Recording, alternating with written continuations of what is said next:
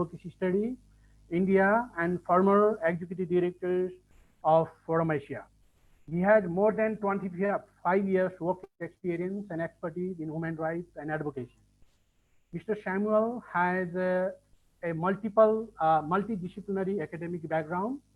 He is a visiting fellow at Institute of Developing Studies, University of Sussex, and the Advocacy Institute, Washington, D.C. This much for John Samuel. And secondly, I would like to introduce Zakia Shanam. Currently, she is the core committee member of the SAAPE. She has written several articles advocating the right of Muslim women and has others two books. She is a human rights activist and one of the founding members of Bharatiya Muslim Mahila Andolan and the founders of the Center of Peace Studies.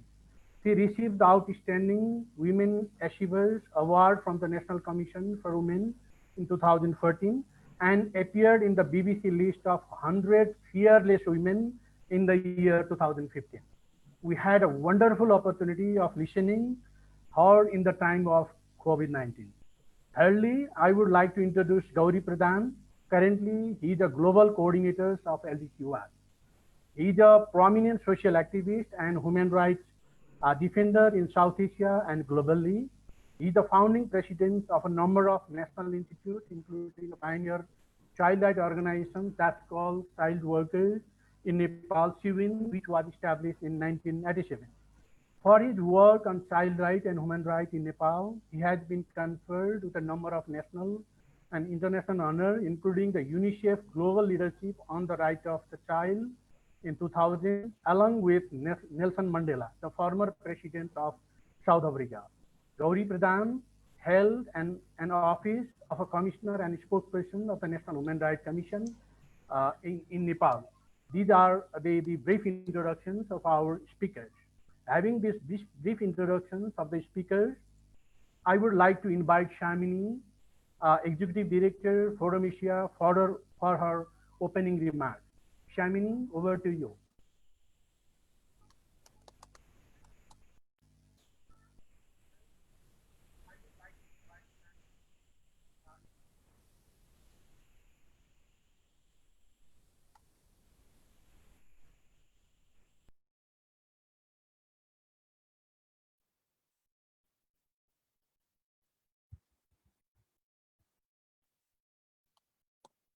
Samini, are you there?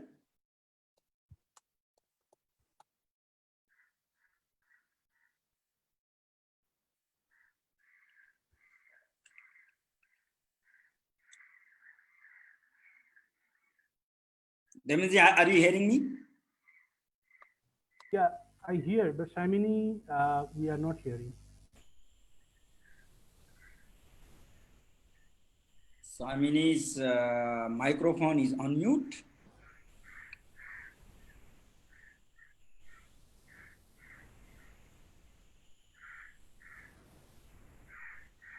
Not working.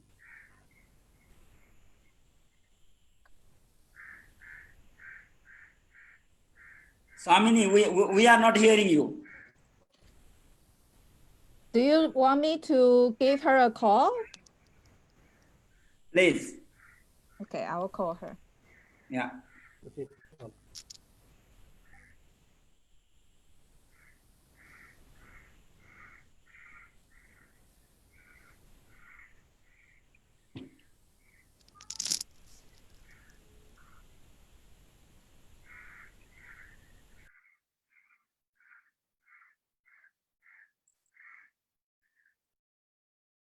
Anup, can you see the technical, what happened, the technicality? What happened there?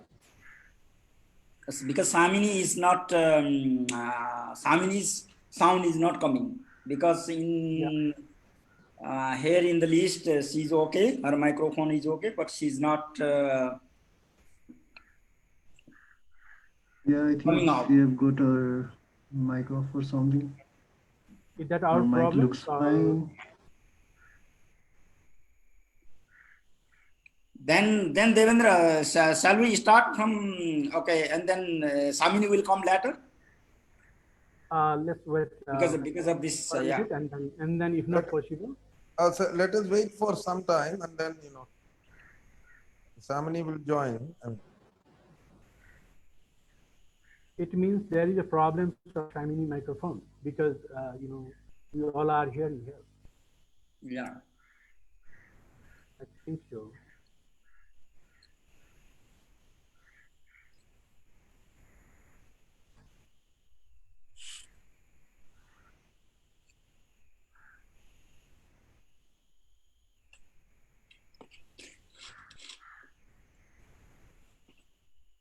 Anup, did you find something there? Yeah, actually, I Because can't it's a hear. technical So problem. here We don't it's know fine. whether with our system or in her computer. Yeah, it's from our computer. I can't find here anything. Some, It's fine from here. fine from here, yeah? Yeah.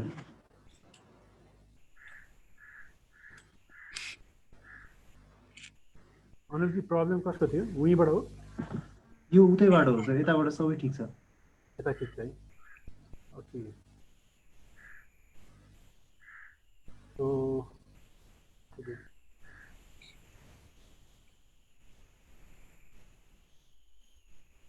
Then we come later if Devendra ji, if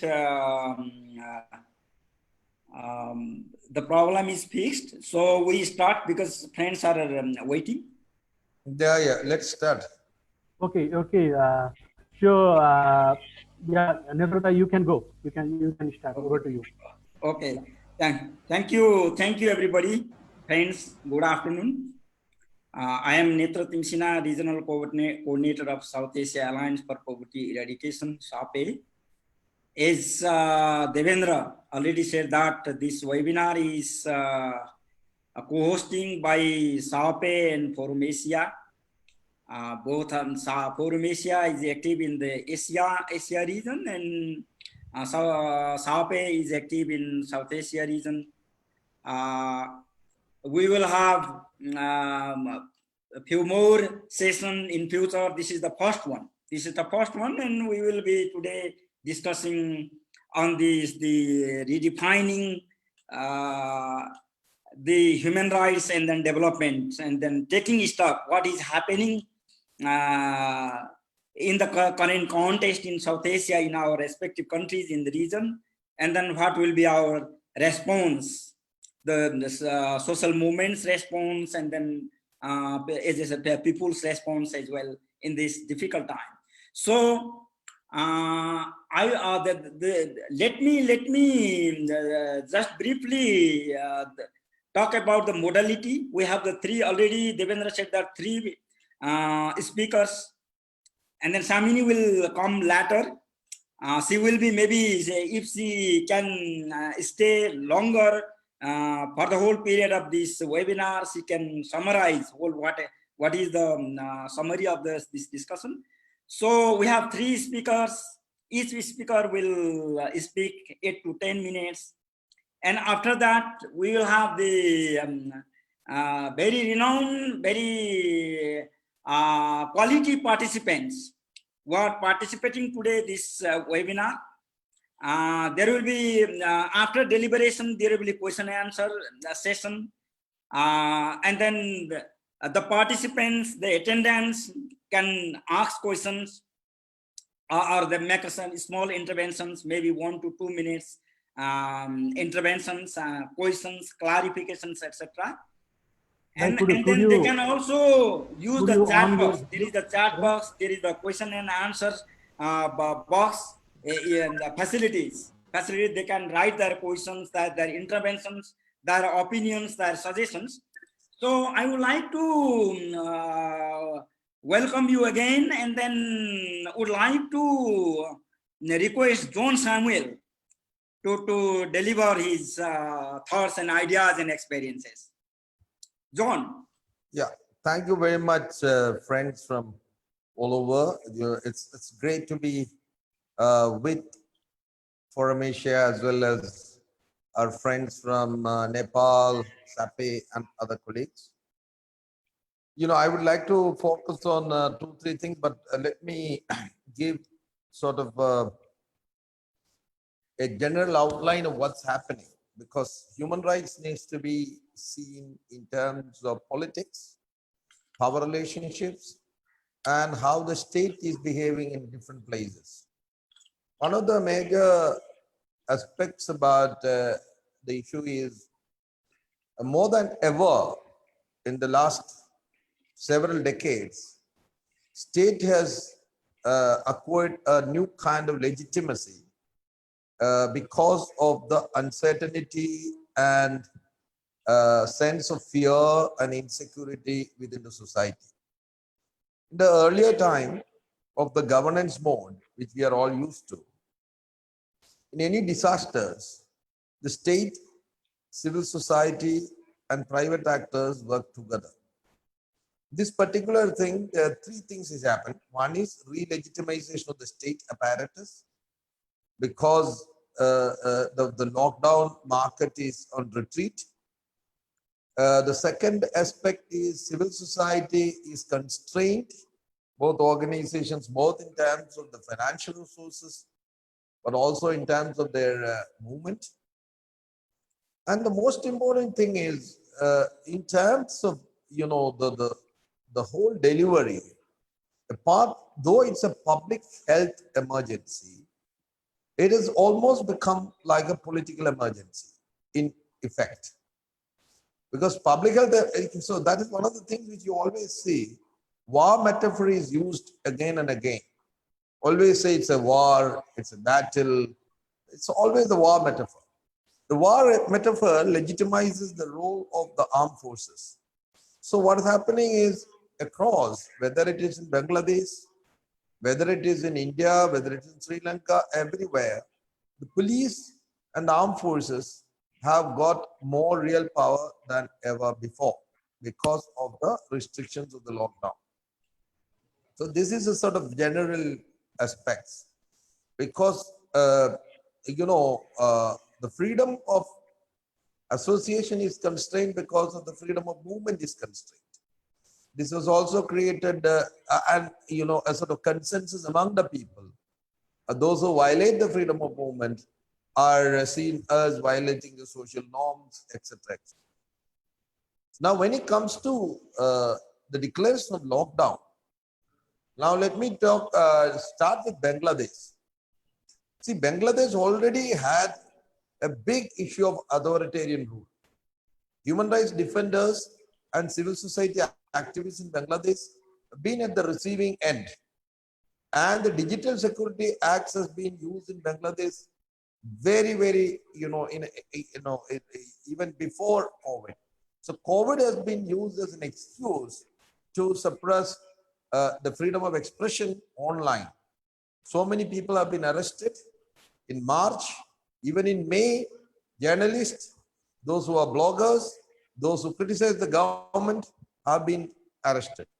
And also many of those online publications have been blocked. So the COVID has exacerbated the situation of civil and political rights in Bangladesh for sure.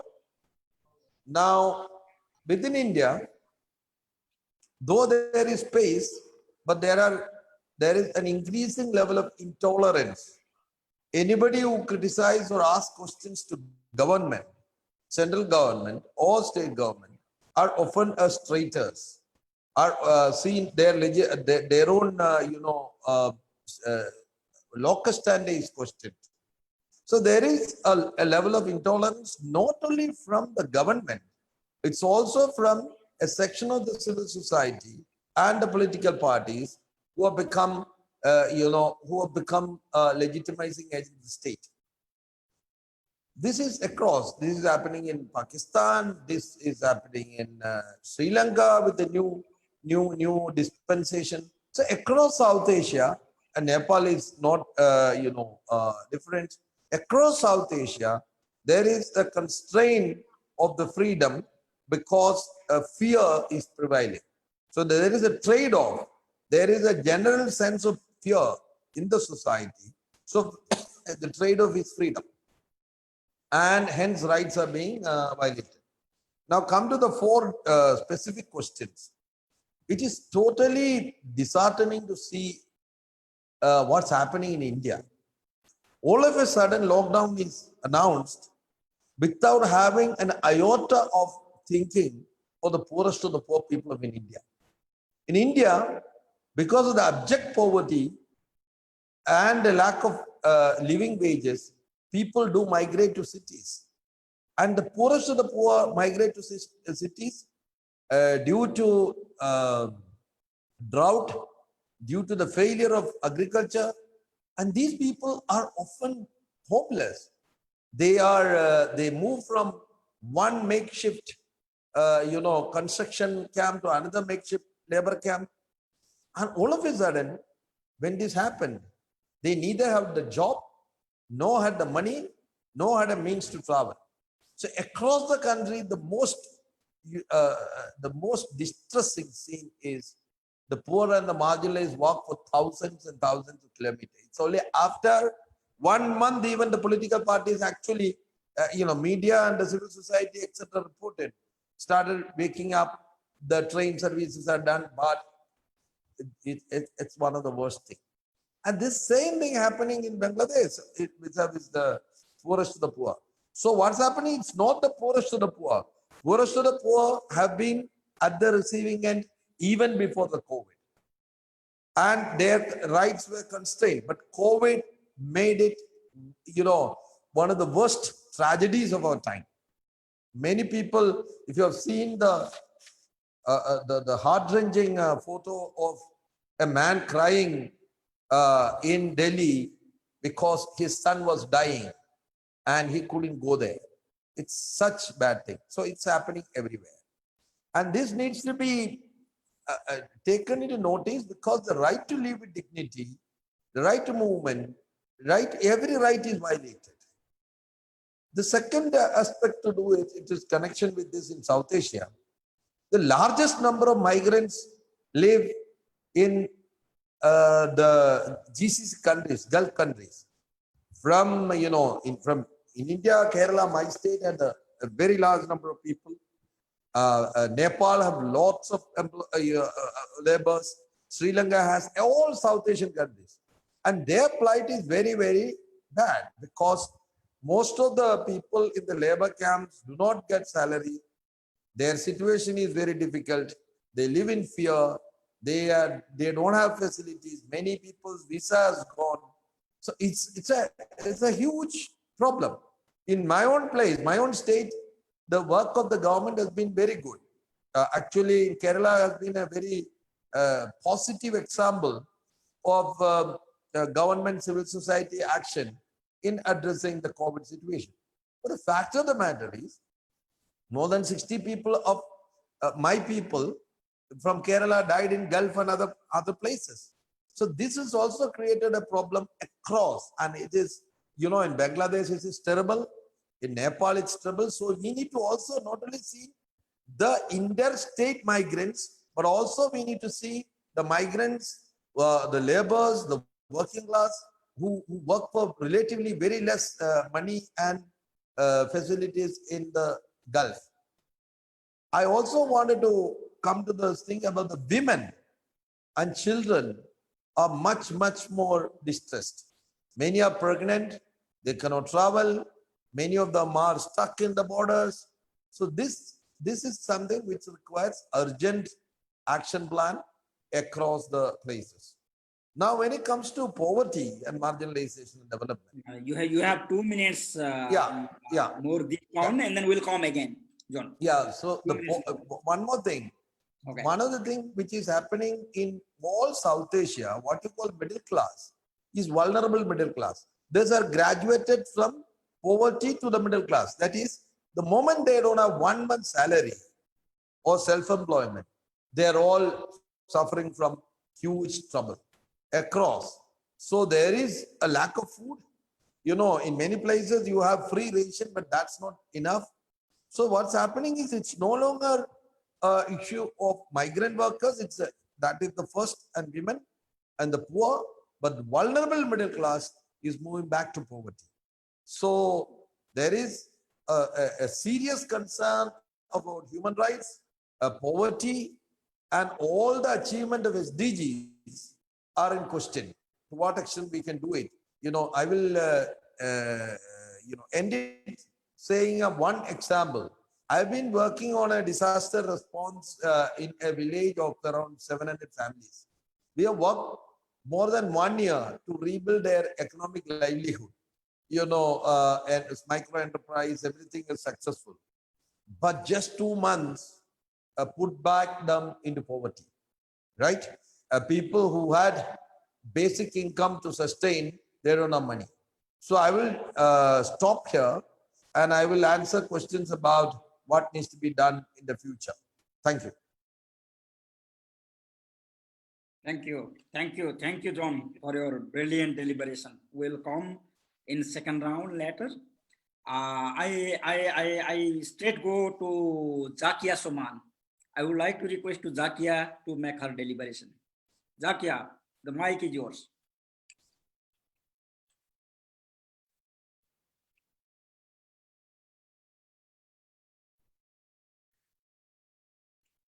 Zakia, can you unmute? Can you please unmute? It is the mute. It is mute. Okay, yes. Good. Good. Okay, so I'll begin again. Hi everybody. Hi again. Hi Netra and all the friends and all the fellow panelists. I would begin by saying that COVID and its aftermath, the so-called fight against COVID, is a huge man-made crisis, and governments all over the world are, fond of looking at it as a health crisis. But it is much more than just health issues which are at stake.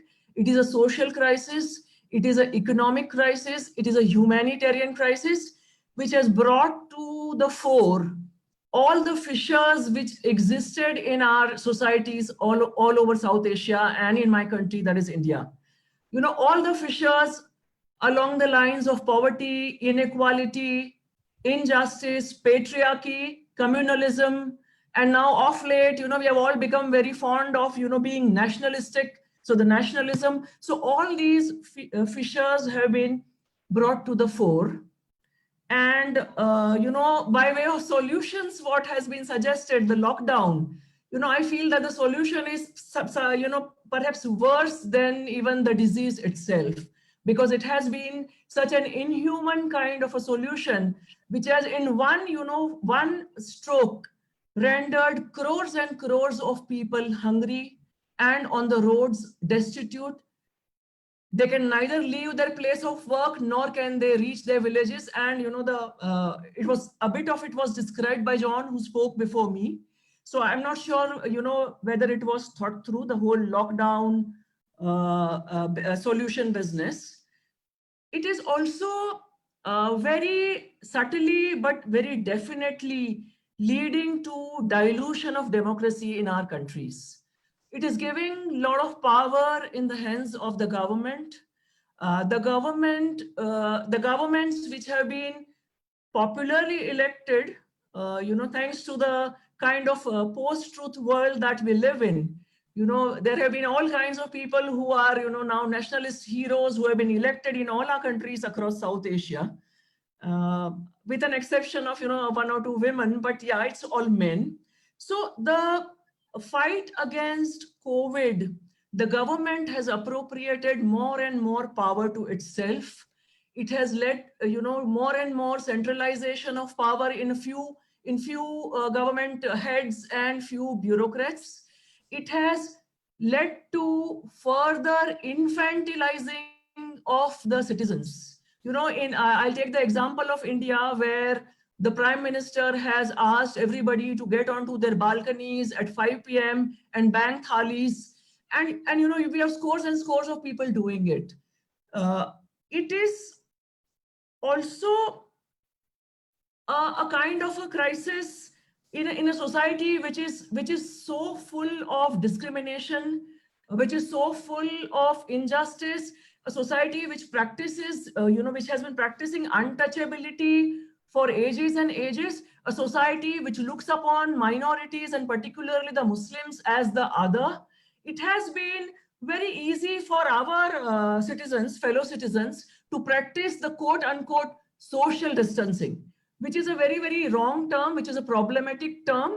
It should have been something else. It should have been physical distancing or something else, but definitely not social distancing, because we have traditionally been excluding the poor. We have been excluding the so-called lower castes. We have been excluding the minorities. We have been excluding the women. So it comes very naturally to us to exclude a class of people. So everybody has sort of got onto the social distancing bandwagon without actually applying their minds and thinking that what part of the solution, or to what extent is this a solution, and whether social distancing is possible to the scores and scores of poor people who live in across our cities, who live in a one-room household, where a room is shared by 8 to 10 family members. Even the migrant laborers who live in Delhi and Bombay and other places, I'm sure that is the case in Dhaka, and I'm sure that is the case in Lahore, Karachi, and even Kathmandu. They also share 10 to 12 of them, or sometimes 15 of them share one room. So what is the, this whole idea of social distancing, and to what extent is that possible? It has not been, thought through. And all the solutions and all the narrative around fighting COVID-19 has been middle class centric, has been elitist, and somehow our governments tend to fancy that, the whole country is inhabited by people who have access to balconies, who have access to TV, who have access to smartphones, who can, follow whatever steps the government are asking them to follow. And they have not at all taken into account the plight of the daily wage earners, the plight of those who are living really on the edge, on a day-to-day basis, one meal to another meal. So that has been overlooked. In India in particular, there has been a curbing of dissent, which has been going on in the last few years. And in the pretext of Corona, there have been several arrests. There have been arrests of civil society activists. There have been arrests of student leaders. There have been arrests of totally innocent people against whom there is no evidence. And the media, which is very pliant, has not, leave alone highlight, has not even, reported on all these aspects. So it has led to a further dilution of democracy within our society. It has led to further distance between the rich and the poor. It has aggravated the inequality. It has also, I feel it has, maybe it's my personal thought. Maybe not many people may agree with it, but I feel that, it has laid down the kind of ground which is very, very, apt to bring about, if not direct dictatorship, then dictatorial tendencies to be legitimized. So it has laid that kind of a ground. It has provided that kind of opportunity to the governments. It has on the ground, all the groups which are working, it has, we are facing so much pain and so much suffering. Any amount of food that we supply, any amount of ration kits that we supply are not enough. And the people to whom we are providing these ration kits, they are not beggars. They are people who have been living lives with dignity. They have been earning and living their lives with dignity. So it's not as though they are people who are very happily accepting these rations. But somehow the whole idea of citizens having rights, citizens having entitlement, that is also getting diluted. And this whole aspect of charity being a very dominant emotion in our society, it is a good emotion to have. But the poor or the migrant labor, or those who are without jobs, or those who are without any work, they can, they deserve, and they are entitled to work, and they're entitled to wages. They cannot be living off charity. And the government cannot say that, it's up to you all, the citizens, to look after the hungry, because what is the government's job? The government has also taken, in India, they have taken advantage and diluted labor laws. There have been, we have a lot of faith in our Supreme Court. We have a lot of trust in our Supreme Court. We have We have been, always as a last resort, the Supreme Court has come to the rescue of civil society. It has come to the rescue of all those whose human rights have been violated. But in this regard, also we have been very, very hopeful about the Supreme Court. And sometimes we have had this feeling that, off and on we have found the various Supreme Court panels lacking, although there have been some successes, and there have been successes in the various high courts. One of our participants is here, Masood. He has got a ruling from the Telangana High Court, which is, where the High Court has come down very heavily on the Telangana state government and the police for the kind of atrocities that they have been carrying out, in the name of lockdown on innocent people. So those kind of success examples are also there. All in all, I would say that, everybody who has stakes in the society, who has stakes in, social change, needs to join hands, and we'll have to face greater challenges in the coming days. And this webinar, I think, is one indication of the kind of steps that we can collectively take. Yeah, Netra, I think that's from me for now. Thank you, Zakia. Very brilliant thoughts. And then we'll come later in the question and answer again. And then I would like to now request Gauri Pradhan to deliver his thoughts and experiences. Gauriji, the microphone is now yours. Please unmute your microphone. Yeah. Hello again. Thank you very much, Netraji, and greetings from Nepal to all our panelists and other friends. Well, first of all, I would like to thank Netraji and friends to organize this very timely and important webinar, bringing our friends together into a screen.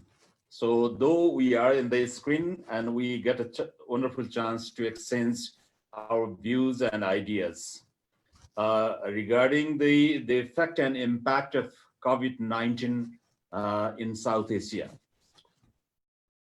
Well, our two friends, John Samuel and Zakia, they have already described about the scenario, the impact of COVID-19 that has been created, a very vulnerable situation to the poor, to the women, to children, to those who are living and working in the most difficult circumstances. Well, that is very clear, but I would like to put a little bit different scenario also. Well, we've been fighting for justice. We've been fighting against all forms of exploitation, discrimination, and the gaps, the wealth gap, the gender gap, the economic gap, the social gap. So while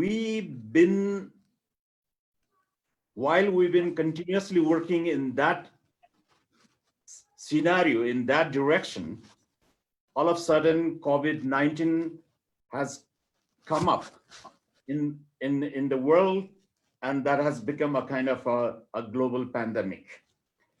And this has this time very clearly proved the fact that, and we've been saying that for many, many years, that the existing global system, the existing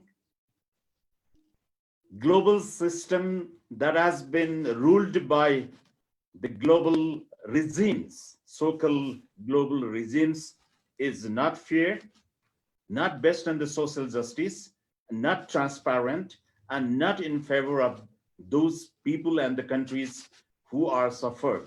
Particularly, I'm speaking on behalf of South Asian countries and those countries into the least developed scenario. Friends have already clearly mentioned that in all these areas, to the poor people, laborers, particularly working in the informal sector, on the street, in the brick and factories, well, wherever they are, they suffered a lot. That's a case. So most of the government in South Asia and maybe in globally also, most of the time in the LDC countries, governments, they've been trying to use this opportunity in order to defend themselves, to linger their the kind of the rule that they've been imposing over the people. So it sounds that they also have got some sort of opportunity in order to defend their regime, their power, their parties, because it has already proved that the South Asian government, in a reference, they are not very much effective in order to address the suffer, the pain caused by the COVID-19. But what I really would like to say is that whether it is the case of natural disaster or man-made disaster, economic crisis, whatever it is, for example, now we've been talking about the COVID-19. So this is just a symptom. This is just a symptom. We have to understand the fact that what is the root cause of all these things. We've been discussing, sharing our ideas that the system that we've been practicing in the world today, in the national level, in the regional level, or in the global level, that is not in favor of the people, that is not in favor of the justice. So this time it is clearly proved that the global public health system, the national public health system is failed. The public education system is failed. The public welfare system is failed. The international economic order has been clearly failed. So, well, this is a very big challenges to the people, to the world. But what I think is that it has also offered us a very interesting and important opportunities. This is the right time and a high time, whatever the movement we are focusing. So we really need to review and revisit our one movements and how we can make this particular situation, the given situation created by the COVID-19 in favor of the people, in favor of the labor, in favor of the women, in favor of the children. So it's also high time that this, what sort of alternative system, what sort of alternative relations, what sort of the alternative movement we really need to focus. So I think the civil society organization, human rights organization, for example, the issues of human rights, John has already referred that, well, there are a number of serious violations of the human rights that has been, we witnessed in many countries in South Asia and other less developed countries. Well, so how to expose these governments, how to expose the system, how to expose the order that we've been following, in order to address the issues created by the COVID-19.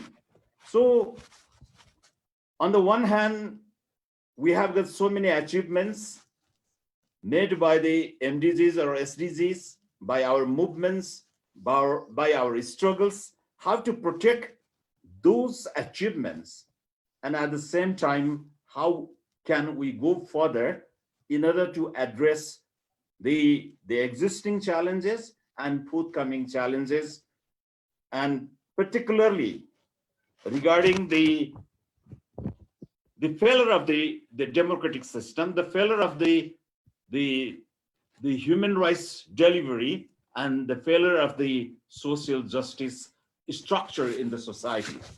So, friend, I'm not going to talk, the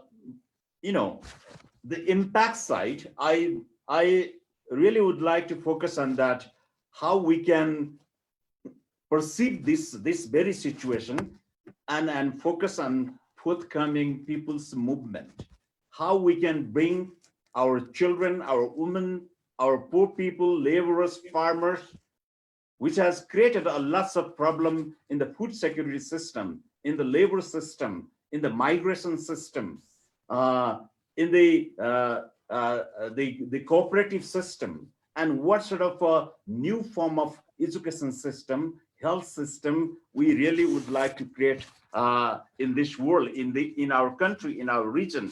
I think we should focus on that as well. Well, this is clear indication of the failure of the capitalism also. Why Cuba is self-sustainable and helping others this time? Why Italy is failed? Why Spain has got a lots of, they could not resolve the problem in time. So even the health system, which were regarded as the best health system in the world, in Italy, France, Spain, America, so all these things are felt. So I think this is a big question to the global regime, is that exploiting poor, exploiting the least developed countries, underdeveloped countries, developing countries, you cannot be sustained. So we have to go hand in hand, whether you are rich country or poor country or middle income countries. All these are, because this is a global pandemic. It's not only your issues. Well, unfortunately, the rich have also tried to exploit the resources, the medicines, the technologies in favor of, in order to protect their interest. And again, this global regional system has, neglected the poor people and poor countries. So I think there are lots of learning this time. Lots of very good lessons have been also offered to us that, well.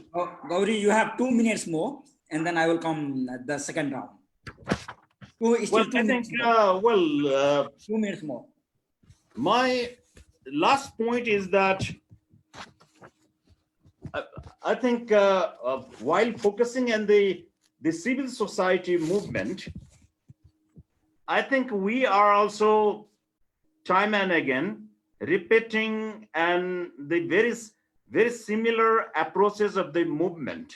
So I think this is also a right time that civil society movement, human rights movement, and other people's movements also really need to review and revisit what have we learned from our successes and what are the failures. So we have to consolidate all these things and also discuss and decide about the way ahead, the future direction. That's it for the moment. Thank you. Thank you, Gauri. Thank you. And then you have brought a very interesting perspective on that the capitalism has totally exposed and failed to deliver the what needs to be delivered. So we will come later on. Maybe friends also will speak on that and make an intervention. Just I got a message that Shamini has got prepared a video of 2 to 3 minutes, because she could not make her deliberation in the beginning as a welcome deliberation. Devendra, can you play that video if you have of the what Shamini has delivered in the beginning? Shamini is online? No, she's not live. She prepared the video and has given to the team. Yeah, she has some problems, so she sent the the record. Ilan will replay that. Ilan, please, could you do that right now? Yeah. Let me try, because I just download the video and I will share from my screen to see if it works. Okay. Let us try. Anyway, we are learning, things that how to do Yes. Let me try if the voice can come. Yeah, we can see. But can you hear? Yeah.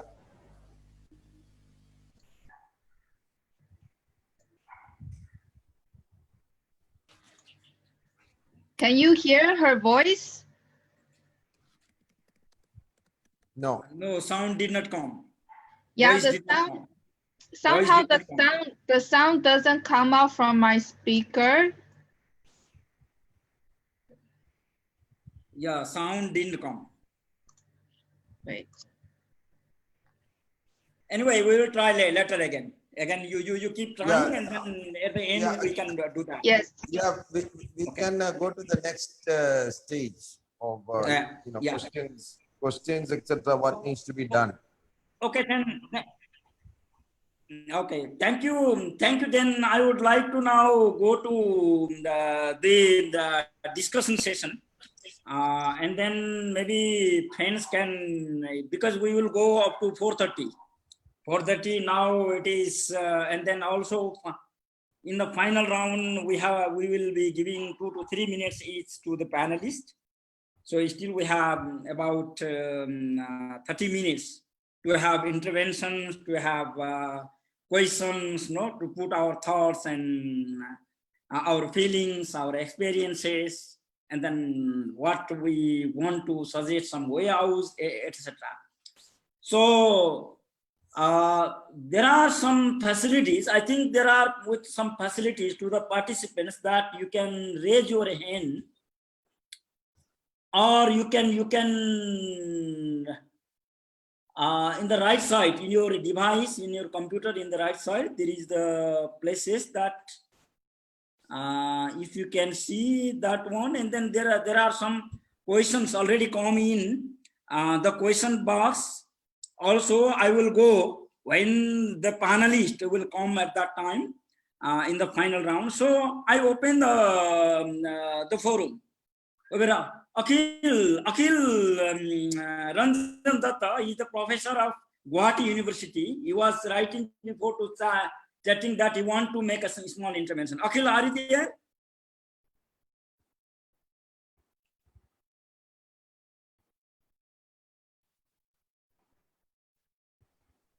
Akhil?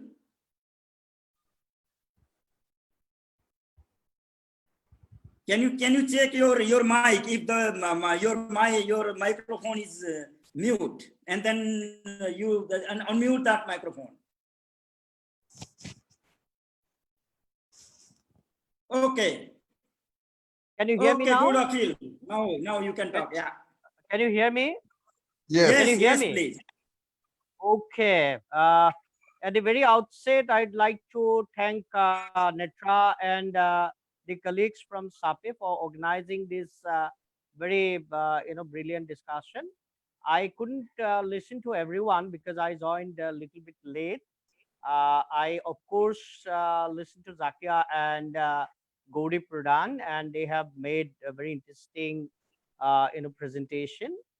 Uh, you know, let me speak a few things because I have been also working on the health. Public health has been one of my research areas, and Gauri Pradhan has mentioned that why countries like Spain and Italy have also failed in confronting or mitigating the kind of the corona or COVID-19, despite the fact that they have one of the best healthcare systems. Now we need to understand here, we need to understand the changes in the very structure and orientation of the healthcare policies itself. Now, if you look at for last three decades and so, there have been tremendous changes in the healthcare system itself. With the privatization of the healthcare system, what happened is that there was a shift from the public health to the private health, or understanding health as a individual responsibility and assignment, and forgetting that there are broader common or public healthcare dimensions. Communicable disease, one of the important dimensions of the healthcare system, was completely forgotten by the health policy framers and the analysts. Therefore, despite the fact that Italy and some other countries have been spending good amount of money in the healthcare system, couldn't confront this because that was completely neglected. Communicable disease was considered to be poor man's disease, and it was also considered to be disease to be taken care of by the common people. Therefore, the learning from this whole COVID-19 is this, that unless and until we can bring back public health to the core and force the government that, see, you have to take care of it, will not be in a position to confront it. This is the first comment I wanted to make. The second one, the migrant laborers, and this is very important. Look at India, for example.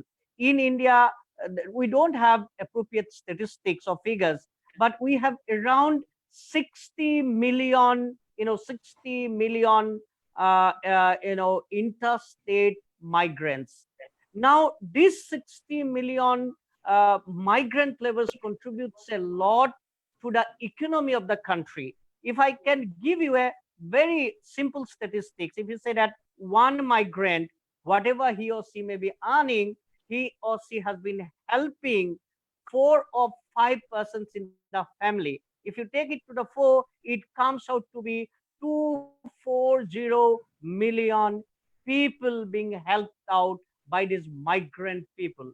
Once the COVID started, those people are being pushed out. Those people are being considered to be something disposable. They have been forced back to to their own destinations, home.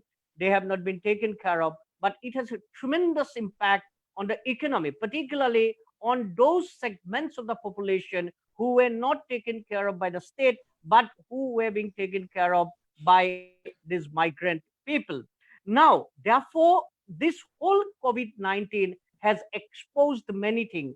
As high as 240, maybe more than that, it will be around 15% of the total population are completely dependent on these migrant laborers. They are not being taken care of by the state. I think these are some interesting, some important dimensions that have got exposed through this COVID-19. Now, when we think in terms of alternatives, I think these important dimensions have to be taken care of.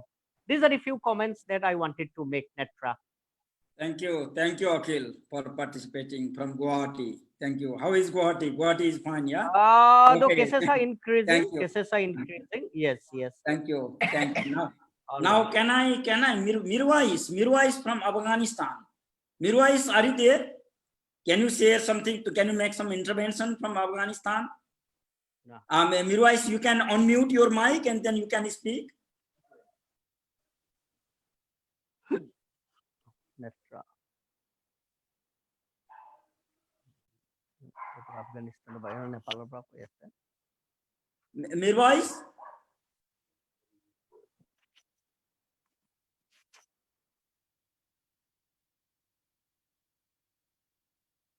He is in the list, but got some, I think.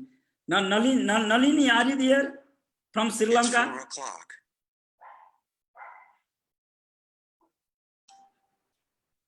Nalini, you want to make some intervention? Hello, thank you. Thank you, Hi, Nalini. Hello. Now about this, lastly, our friend from Guwahati, Akhil Nalini, yeah, can you hear? Yes. Yeah, can you on the camera so that we can also see you? No. No, Okay. Okay.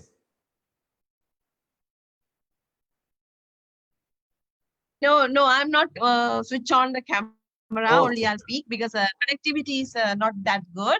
Okay. But I want to emphasize here, even though in the Western world health system is good, but mostly the affected group is migrant workers or asylum seeker or refugees in Italy and other countries, because they live in a very inadequate shelter.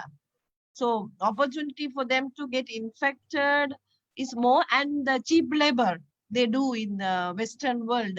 Always I'm like thinking, why many people also is asking why more people are dying in UK and other places. Still in the UK also same thing, very congestion, and they live in a small room, many people, and cheap labor they are doing, they have to go out. So this is a reason which I am like, thinking. And the second thing about women, who are affected and the number of death all over the world, males around 69 to 70% affected with COVID or dead by the COVID is males. But in the long run, women are going to get affected because of the economic issue, the loss of jobs, and the job they have, and a lot job they have done outside the cheap labor, and also the double burden now during the lockdown or curfew, so much at home. And this the reason also for many women and children and face violence against them, and the gender-based violence and sexual reproductive health rights is violated, and unplanned unwanted pregnancy, and there are a lot of cases. So I just want to do this intervention connection to Akil's health system. So the same thing in Sri Lanka also, you might be knowing, highly militarized.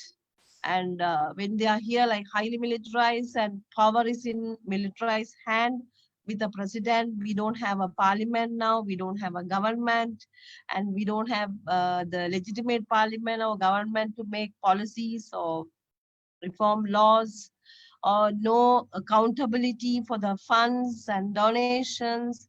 And I can keep on telling about the issue with the human rights and how it's affecting our countries due to the system, as Gaudi Pradhan said, system didn't protect the people. It's protecting, giving opportunity for the state to hold or sustain their power. Thank you. Thank you, Nalini. It's great to have from Sri Lanka. I am just listing all the hands raised by the friends. There are 5-6 hands raised. I will come turn by turn. Okay, please remain there. Before that, I want to ask Mirwais again, if you are there, from Afghanistan. Let us hear from the perspective from Afghanistan. Mirwais Parsha. Are you there, Mirwais? Hello. Hello. Yes, please. Can you hear my voice?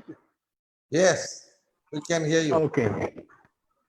Yeah, it is okay. A little bit manageable. Yeah. Good afternoon to everyone.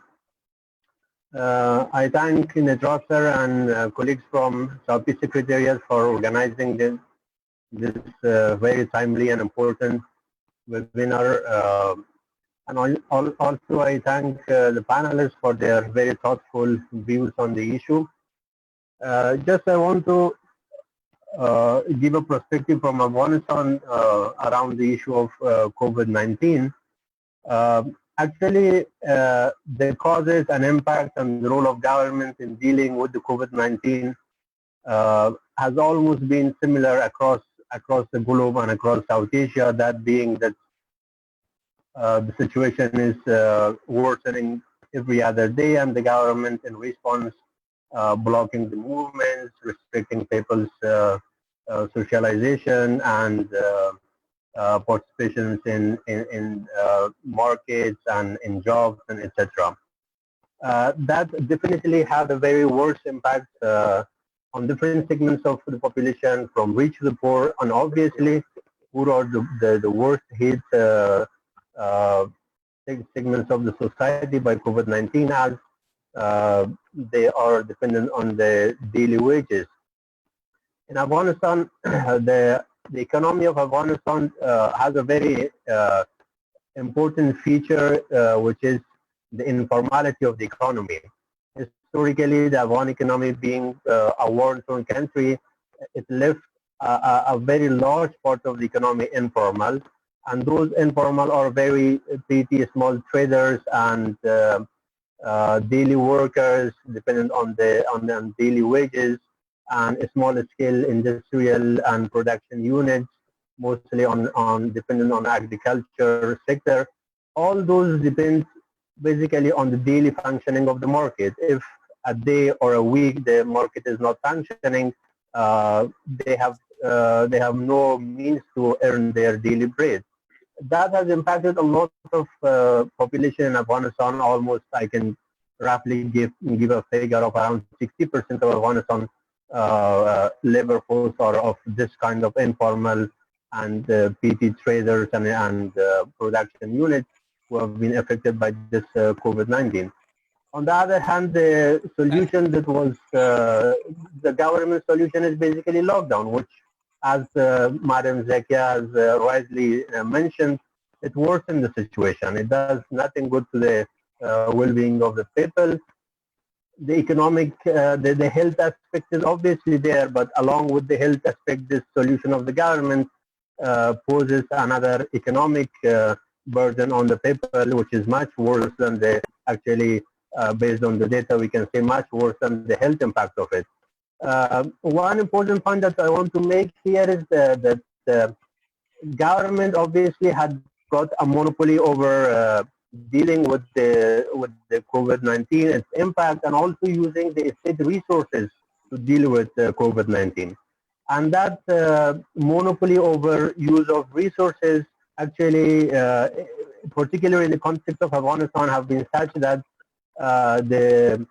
over the past 1 month, obviously, World Bank, IMF, and a lot of donor countries have helped, assisted with large sums of money.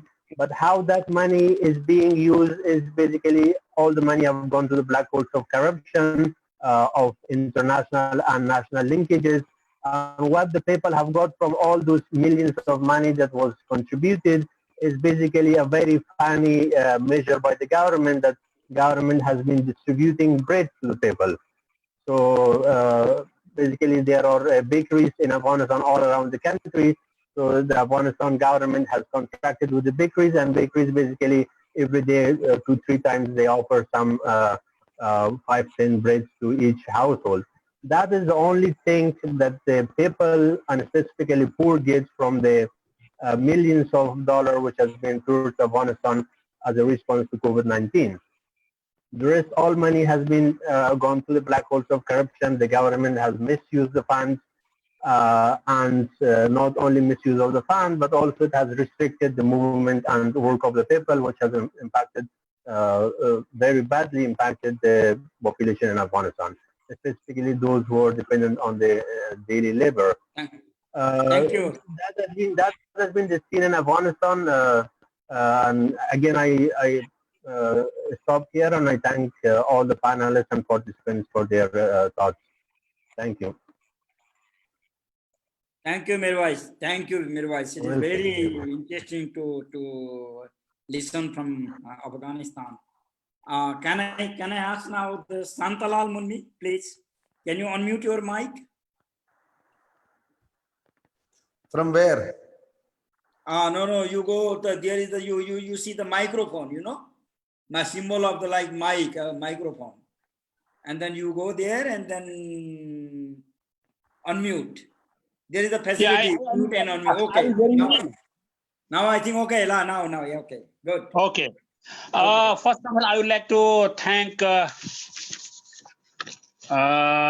SAAPE and Forum Asia for organizing such a very, very important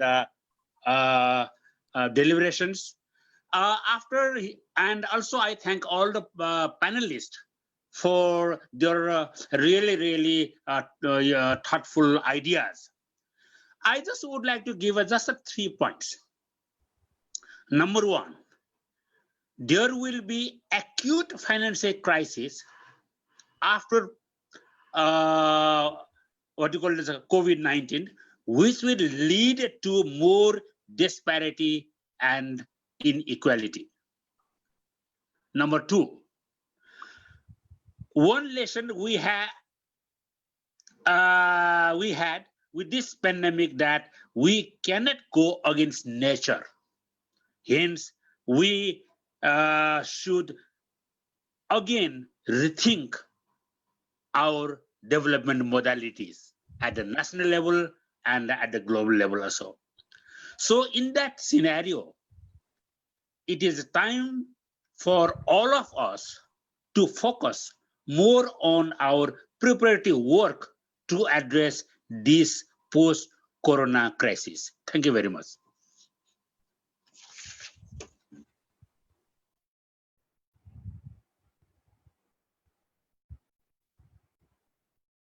Thank you, Santa. Thank you very much. Can I ask now Akash Paudel? Akash Paudel, I think is the youth activist from Nepal. Akash, okay. Unmute your mic. Okay. Thank you. Okay, thank you, sir. Okay, first of all, I would like to, you can hear me, right? Everybody can hear me? Yes. Okay. First of all, I would like to thank all the panelists and the members, all the participants for your such a brilliant delivery. And as I'm an economics student, as a scholar, I would like to cast some economic perspective on the crisis. Much of the things have been already said. So, as you know, the global economy is in tatter.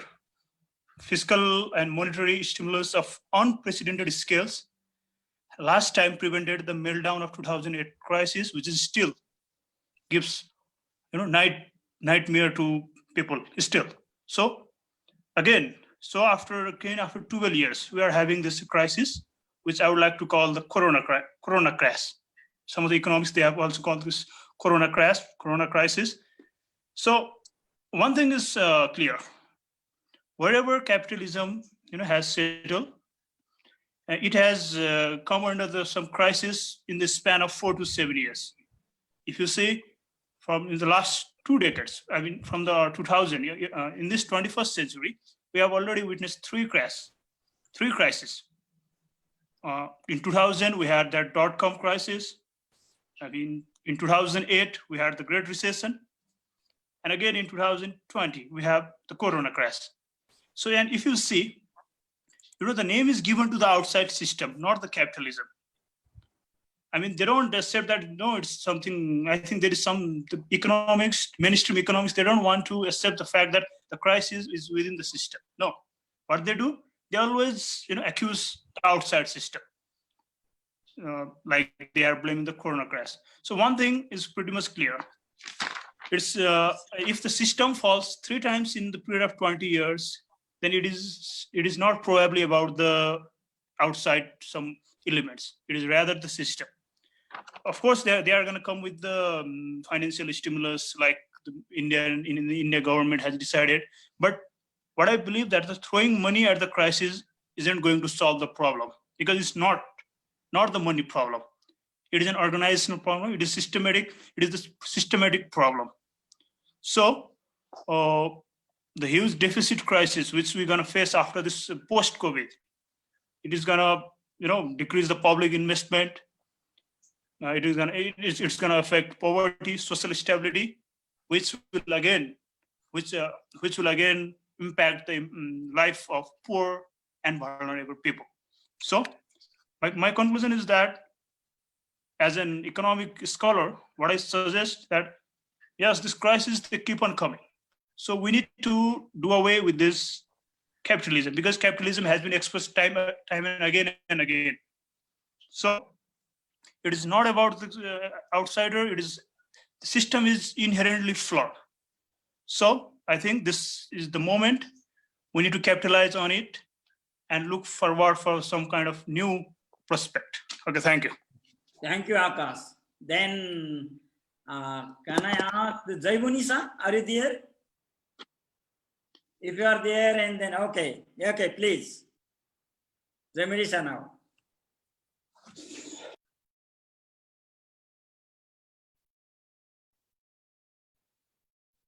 Unmute, please, unmute your microphone. Still your microphone is mute. Okay, now it's okay. Here?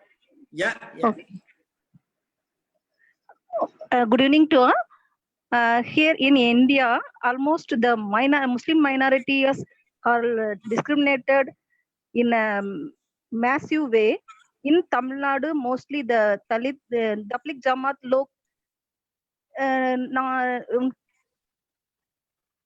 in the name of Tabligh Jamaat, all the Muslims are discriminated widely. So now the Muslims are not getting any benefits, not getting even the rented house, and a lot of the persons are lost their livelihoods. Those things are happening in Tamil Nadu mostly across India. And also the government doesn't care about any daily wage laborers, women and children issue.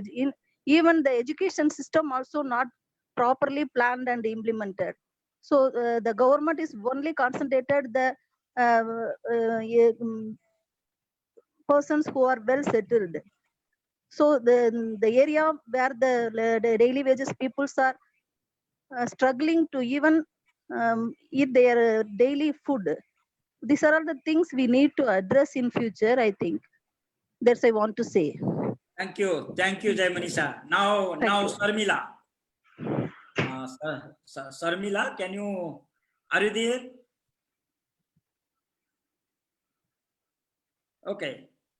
Just unmute your mic. Unmute your microphone. Somewhere in your okay. Hello. Hearing me? Hello. Yes, please. Okay, thank you. First of all, thank you very much, and good to meet to all the friends across the South Asia.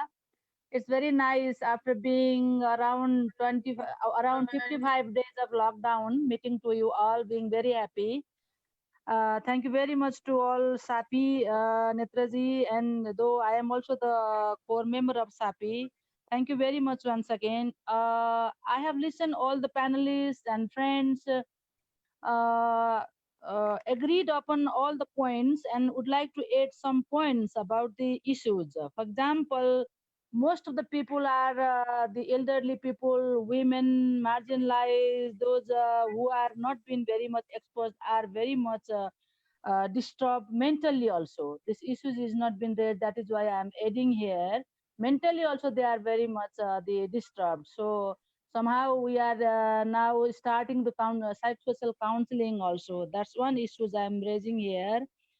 Next one is the Gauridai already said about this, all the privatization and the capitalization things, but directly effect here is the privatizations we see almost all private hospitals are not working in this very much the the pandemic.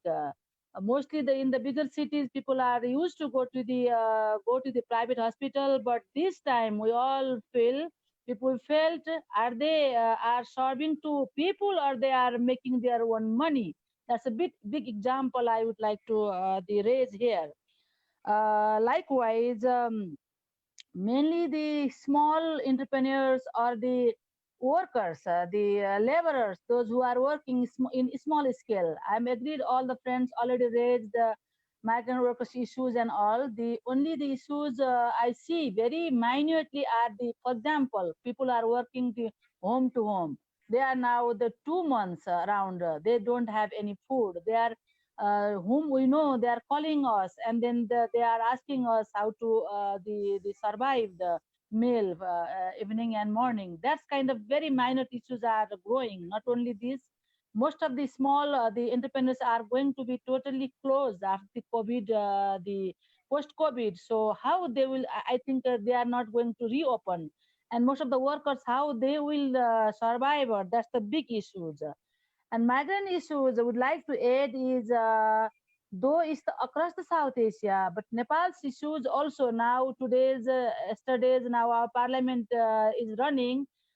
We've been also very much seriously thinking and seriously the issue is more than 30,000 people are the suffering in the Gulf and others. How to bring them here and how to manage them here. Governments are mostly all governments are the same. They are not very much prepared. So it's a big issue.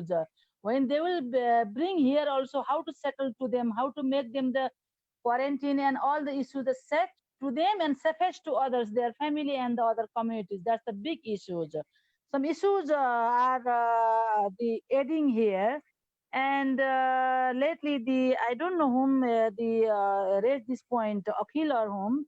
The mainly the problem is systemic problem. The everything is we see the Zakia said very well, the social, economic, and gender, all the structural problem are the. If we say the women's friends didn't raise this issue, so women are being very much the overburdened issues. You know that Netraji and all, we are hearing, keep on hearing the rape issues in our countries. The small girls and others, this lockdown time also, the increasing the rape also, violence against women also. So the issues is always are being very much the injustice and all the in the last what I am raising is how to make our government and systems and the related other concerned stakeholders accountable. That is the main important issue. So my request is to organizers, to speakers, to even the experts, panelists, we have to see the what will be the core solution, what will be the core solution at least in this pandemic, how we could be able to advocate our governments, our the concerned stakeholders. For example, in Nepal, we have the local government, province government, and others also, other countries also. But in our case, we see how we have to come the very concrete solution, and would like to the advocate as well as the pressure to the government. We're talking the issues are very the vague. Yes, of course, I'm not denying the vague issues, but how to make these all issues very kind of the smaller and address those issues to go to the government and concerned stakeholders. We have to come. I think the SAAPE, we all are sitting, and then we have to come to make our government and concerned stakeholders to be accountable to address these issues. That is my suggestion also for the organizers. Thank you. Thank you, Sharmilaji. Great. We have 5 minutes more to go with this, and then I will take few intervention based on the priority basis. Those who raised hand in the first. Okay. So maybe I will take only 2. Let us see how it will go, and then I want to make a very precise and short intervention. Lubaraj now, please.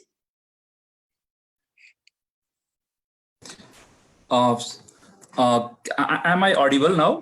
Yes, you are.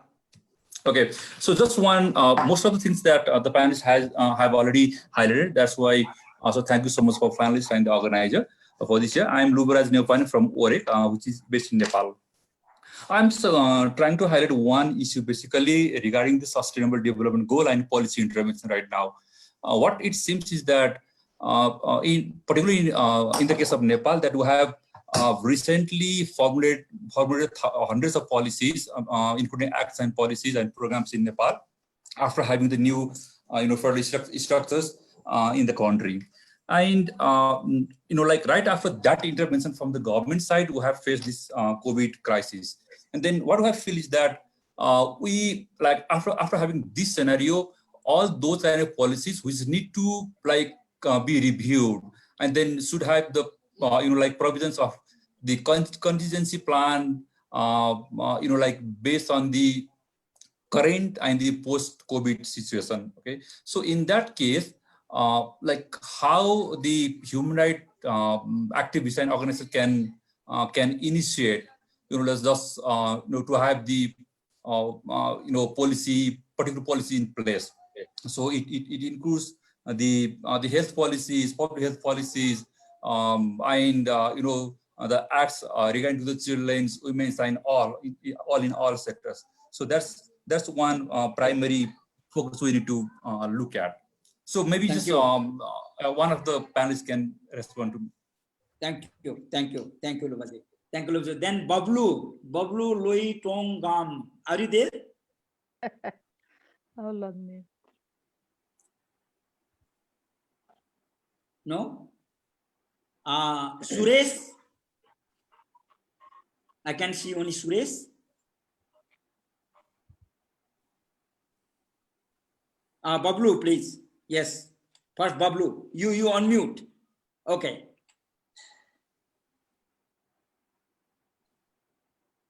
Very short, please. Hello. Is that for me or Bablu? Yeah. Bablu, then Suresh. Bablu. Okay, thank you. Thank you very much for giving me this time, even though it's very constrained. Again, I want to go directly to a question, rather raise an issue, building upon what Jakaria had said, that this is not just a health crisis, but multiple crises in terms of political, economic, social. I just want to raise the whole issue of the crisis in India, but particularly from the Northeast. In India, the problem is, of course, the Islamophobia, that there is a fear of the Islam, but side by side to it, what is developing also, which has large geopolitical implication also, is the increasing xenophobia, the fear of China or the anger against China. And unfortunately, this is being manifested within the society against the Northeast people who look a little bit Chinese. And this also applies perhaps to some friends from Nepal and Bhutan and even Tibetan friends who have been subjected to all kinds of racist attack as during the coronavirus pandemic and the fear that is surrounded towards.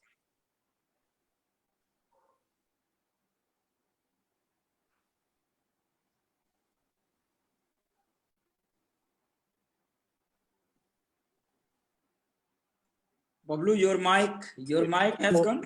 Okay. Denying, yes, denying them to enter into, grocery stores, women being spitted upon, and yesterday only there was news about how 9 Naga women were locked inside a house because they were not able to give the room rent. So these issues are multiple, and this goes a little intersectorial as well, because it's the gender, the women who suffers the most in this crisis. I would also like to point out that the tension is going to grow higher and higher as the anger against China increases. And there is already border tensions between India and China. And as a result of it, in Arunachal Pradesh, recently there was a firing by the Sikh regiment of the Indian Army, which has killed one young man and injured several people. Unfortunately, these are not coming out in the mainstream media, but these tensions are going to have serious implications. I just wanted to point out one solution, because since 2012, there has been a report called the MP Base Barua Committee report, which has specifically looked into this problem of people coming from Northeast and staying in different parts of metropolitan cities of India, doing odd jobs for young students. And they have very specifically given a recommendation to the government of India to make racial slurs a crime. This was government's own committee, but this recommendation has never been implemented. So today, if a tribal is discriminated, there is Scheduled Caste and Scheduled Tribe Atrocity Prevention Act, or if a Dalit is discriminated, there are clear laws. But when it comes to discrimination of people from the Northeast because of their racial look or their ethnic culture, there is still a very vague, we have to book them under general category of discrimination and not a specific law.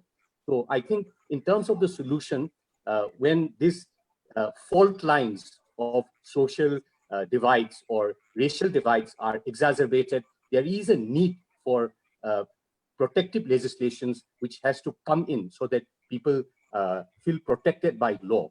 So I would like to state this point, that in the discourse in India particularly, there is a need for understanding this racial dimension. And as the geopolitical temperature rises with the rise of China and the tension and all this politics, this is going to be a major problem which we will have to deal with at the regional level.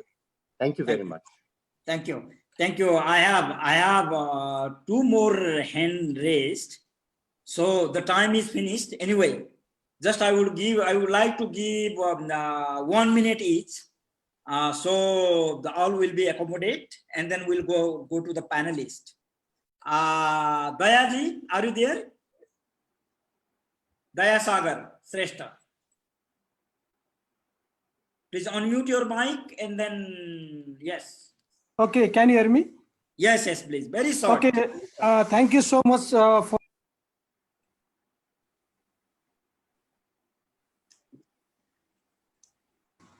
I'm associated with National Campaign for Sustainable Development, and I'm also working as focal point of South Asia at Asia Pacific Regional CSO Engagement Mechanism. It is the big civil society platform in Asia and Pacific region.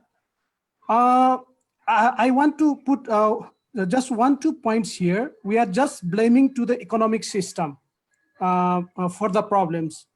I think the not only the economic system, not only the capitalism, not only the not only the economic system, not only the capitalism, not only the neoliberalism. We can also blame that. We can also blame to the political system and our power sharing system. That is also very important point. And the next thing is that we also can blame to the social system, our cultural system, our lifestyle, our behaviors, everything. We need to change. We need to change everything if we want to have sustainable recovery from COVID pandemic. And I want to suggest 3 points here. So we can have immediate solution. We can identify some immediate response, immediate solutions for the response for COVID-19, and we can also have the medium-term recovery plan and the long-term recovery plan so that we can have a sustainable future. Okay, these are some ideas from my side. Thank you, Daya.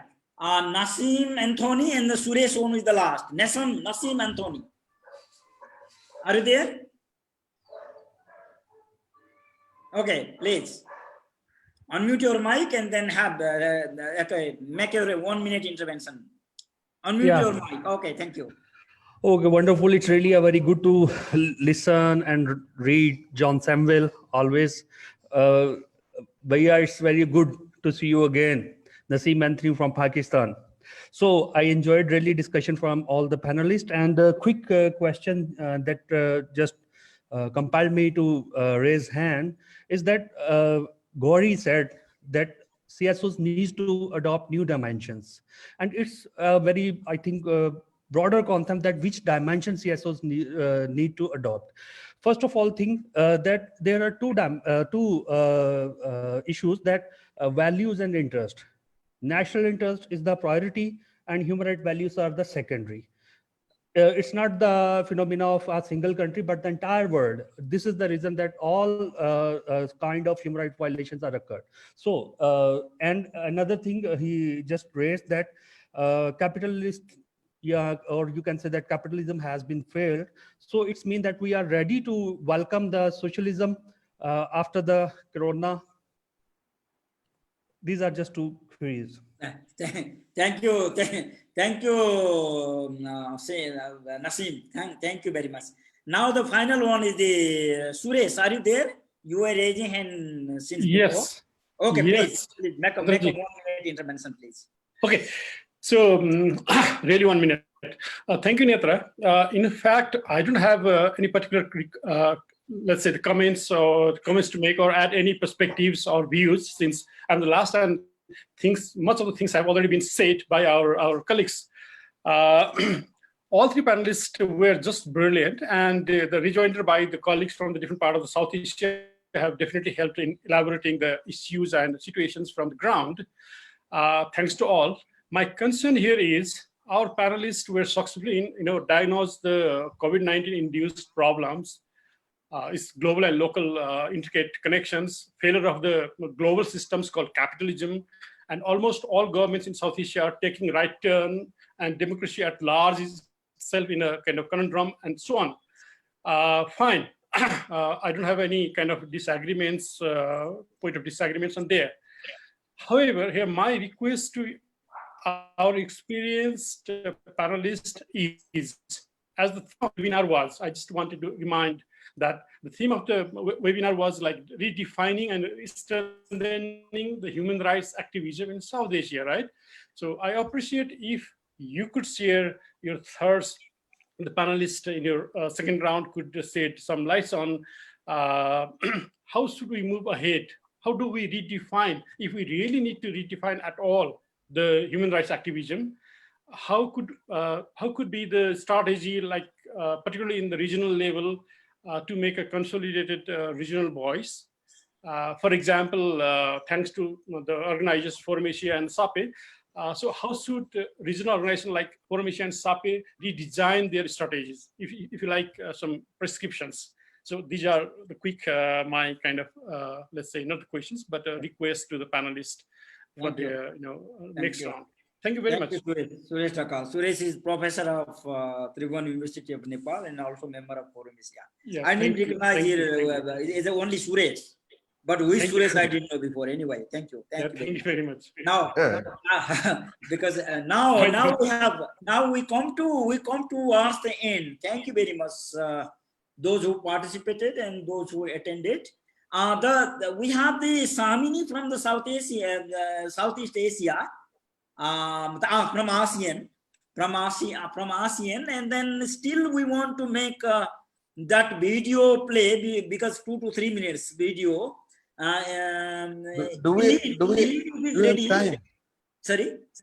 Do we have time? Please extend the time then. Yeah. We can make. Okay. Then Yulin, it is possible now? Are you going to share the video now? Yes, please. Okay, let me play.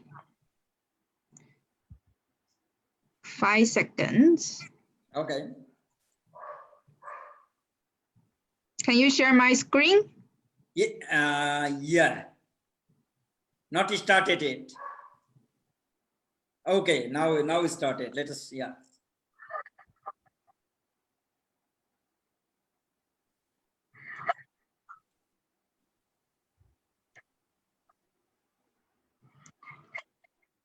No voice.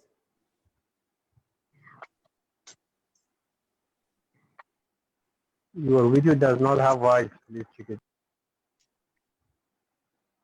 Can't hear. Ilan, it doesn't work. Eileen, voice didn't come.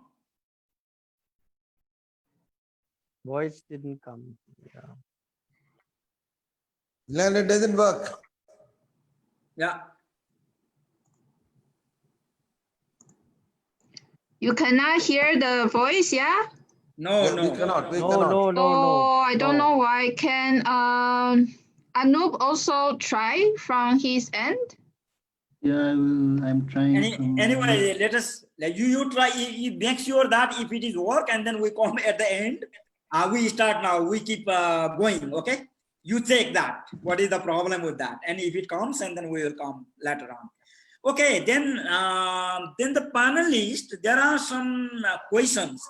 I will read the question so that you can make a response to all that, what people's perspective are there. There are 9 questions in the chat box. And then the first one is what about the attack against religion practices using COVID-19 as tool? This is the one, it was also reflected before in the intervention. And also, what are common challenges of human rights defenders in South Asia? What is performance of regional bodies in COVID-19 situations? Also, state light of religious and sexual minorities. This is the second one. Third one, Daya already said himself that the third one is is our political system or our leadership and all the whole governance system, how it is, where is the fault line?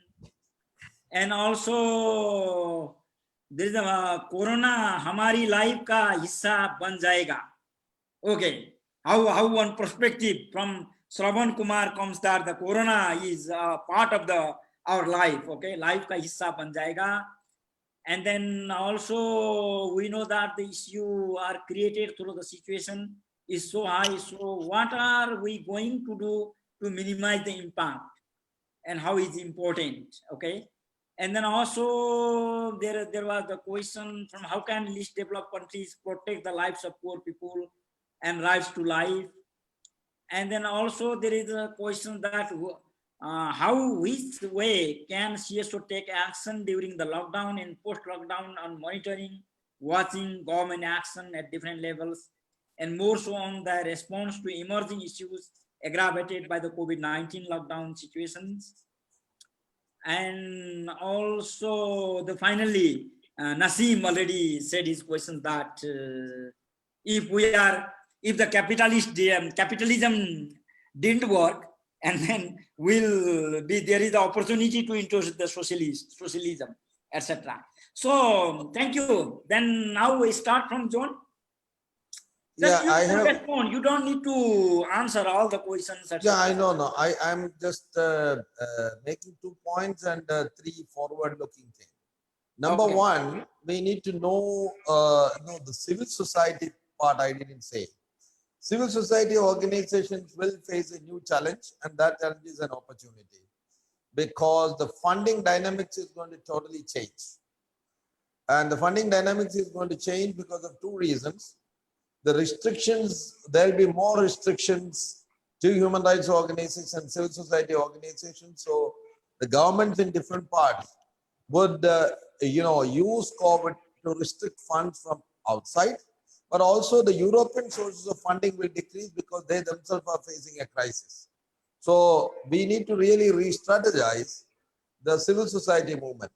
Hence, a new volunteerism would emerge, and it has to be a political volunteerism rather than merely a charity volunteerism. So we need to see that.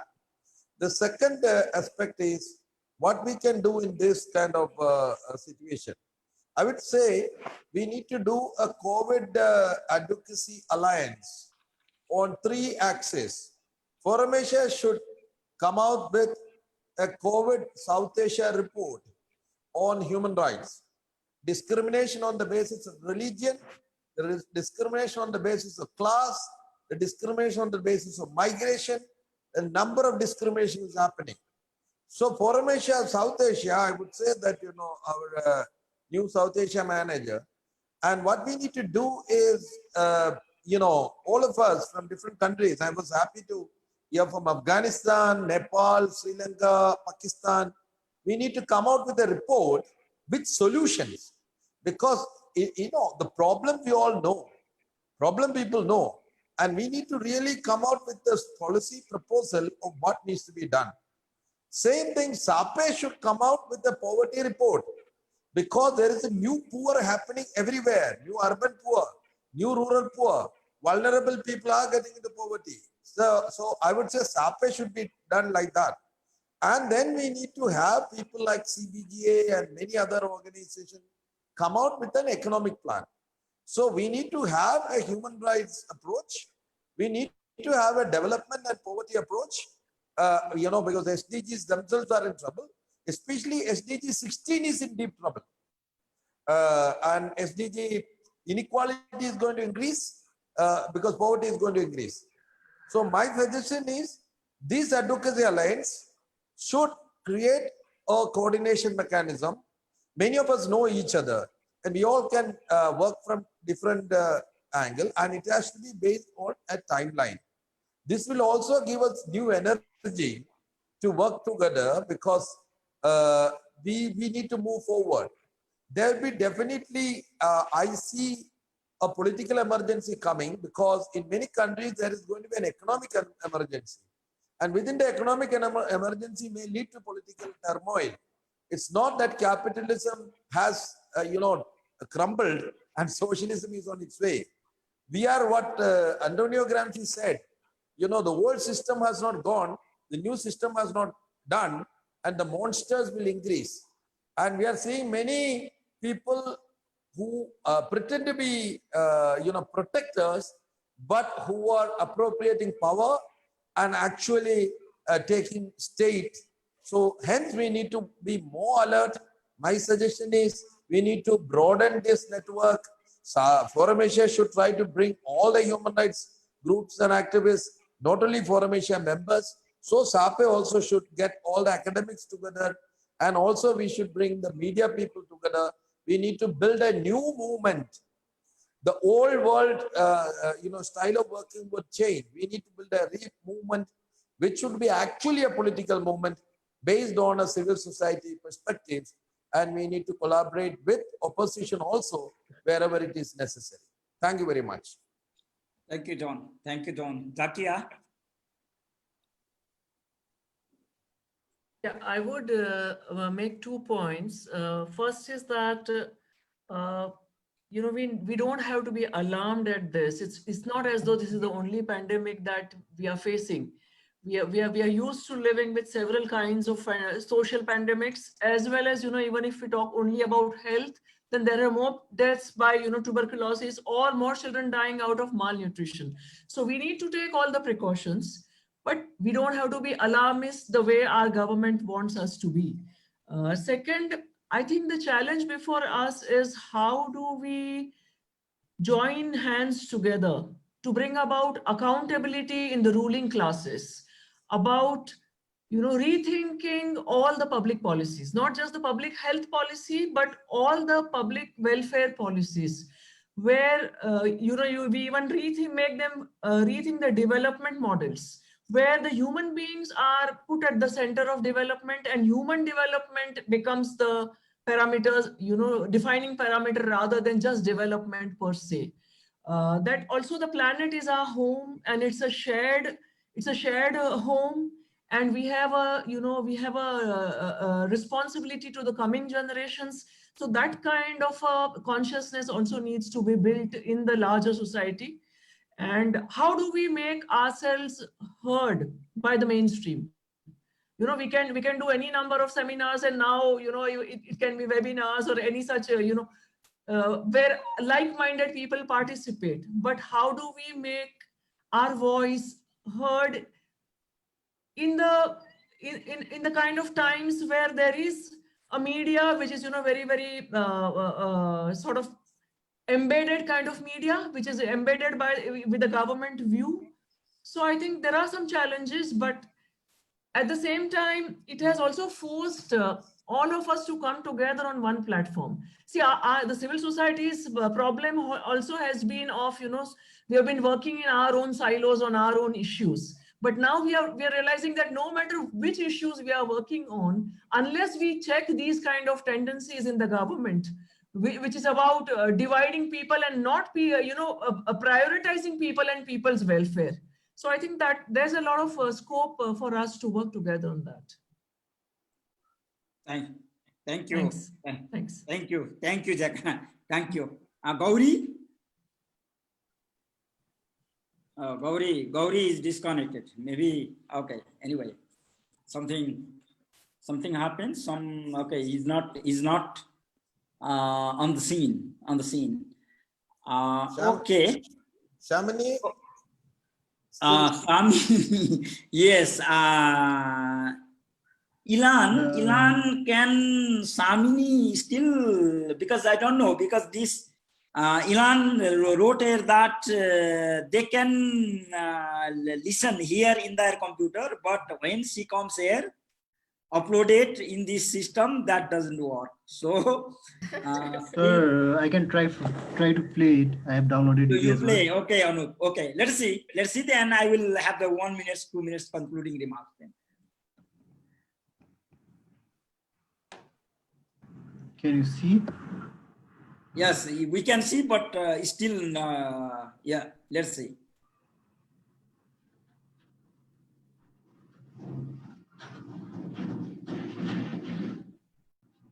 No, it's not coming. Can you hear the sound? No, audio is not coming. No, not coming. So let me try from this. The technology, yes, technology prevents.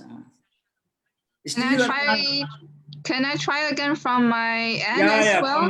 Yes, please. Elan, yes, please. We try. Yes.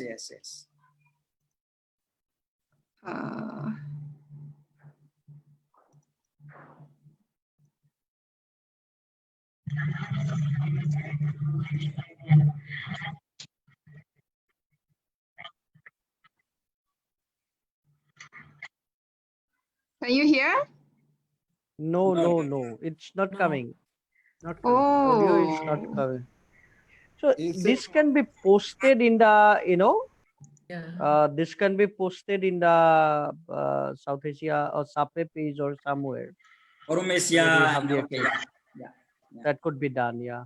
The next session, in next session, we will, we will invite Swami then again. Yeah.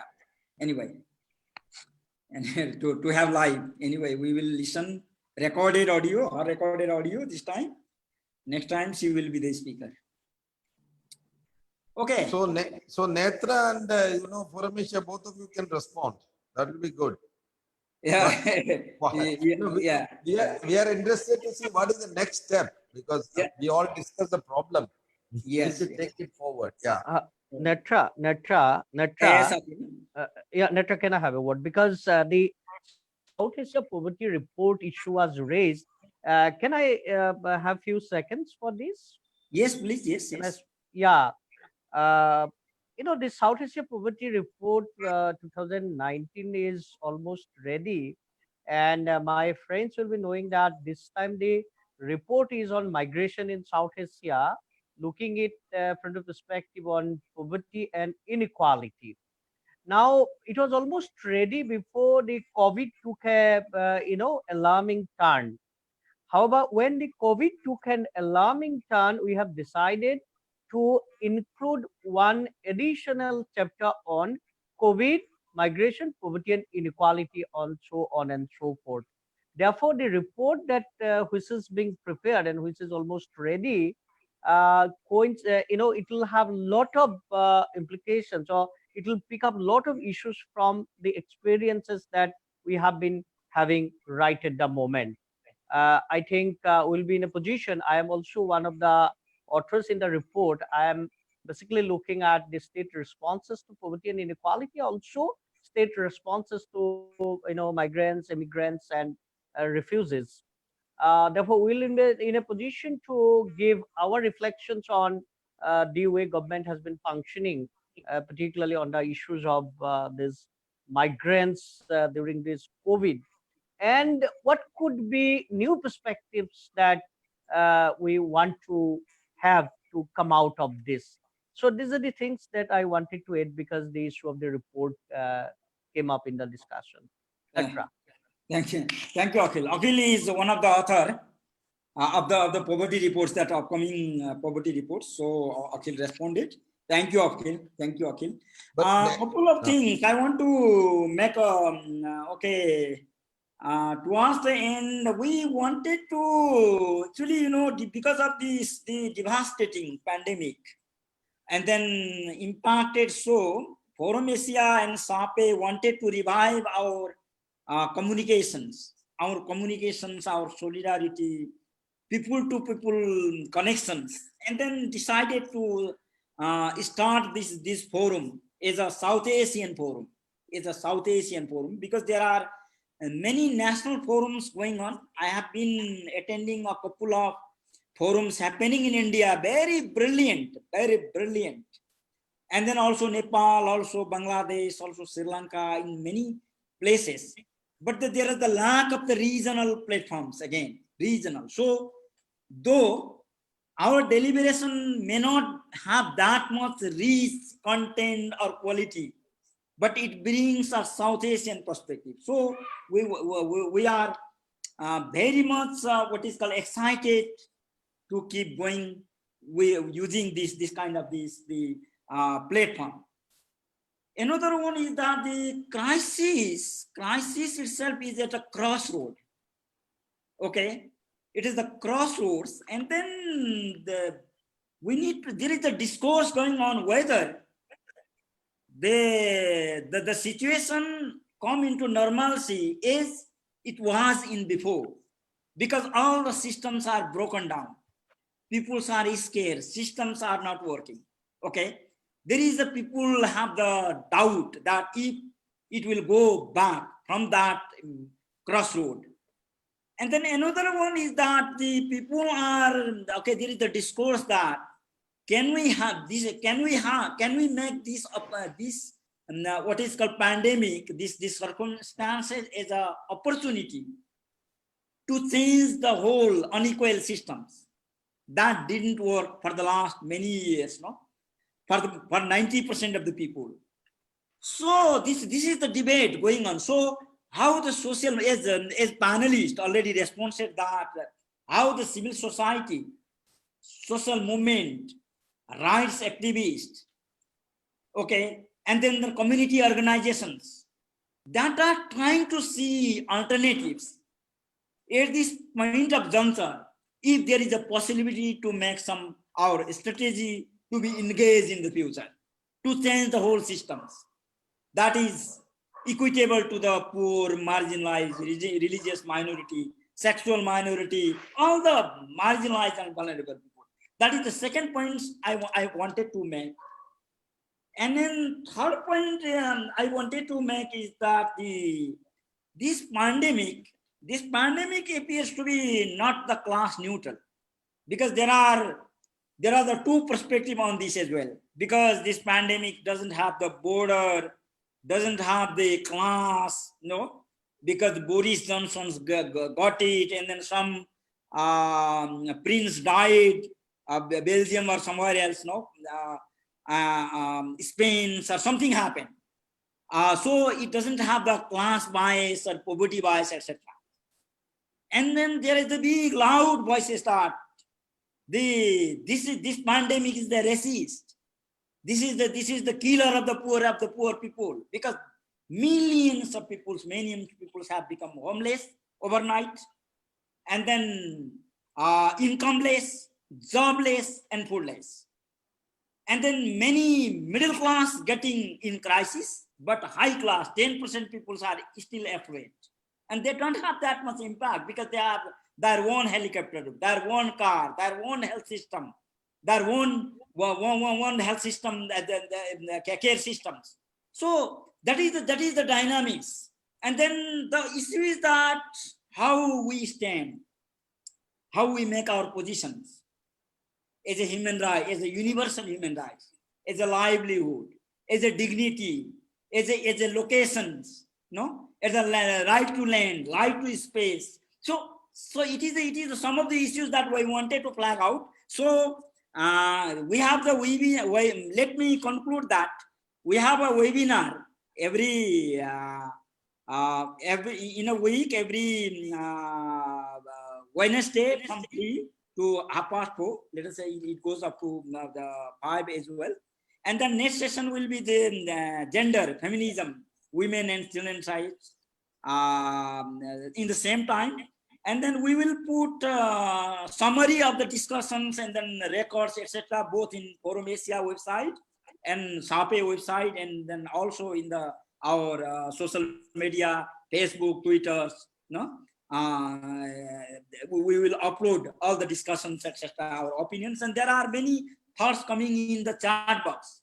We will also look at that chat box and then make a summary, also put into the websites, and then let us make it a platform of the discourse making and also social movements that connecting each other and then keep our momentum. Thank you very much indeed. And then those who attended and those who presented, those who spoke and those who didn't speak, but remain to be listening towards the end. Thank you very much, and then thank you for your solidarity. Thank you very much. Bye-bye. Thank you. Thank you. Thank you. See you again next week. Yeah, those who can you. make, you can. Yeah, we will let you know in advance. Thank you. Okay, thank you. Thank you very much.